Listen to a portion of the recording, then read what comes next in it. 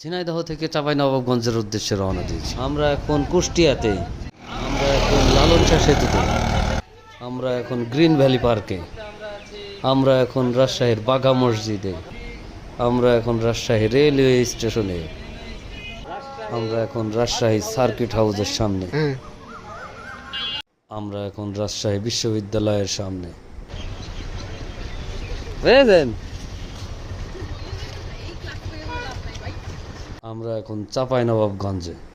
অবশেষে আমরা চলে এসেছি চাঁপাইনবাবগঞ্জে সোনা মসজিদে। এই মুহূর্তে আমরা আছি সোনা মসজিদ স্থল বন্দরের সামনে। এই মুহূর্তে আমরা আছি ঈশ্বরদীর ফুরফুরা শরীফের দরবার শরীফে। আমরা চলে এসেছি ঈশ্বরদীর ইপিজেড এর সামনে।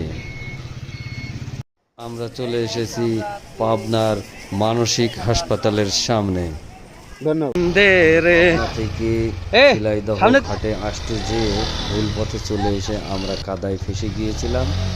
তারপরে অবশেষে অবশ্য পৌঁছে গিয়েছি রবীন্দ্রনাথ ঠাকুরের কুঠিবাড়িতে।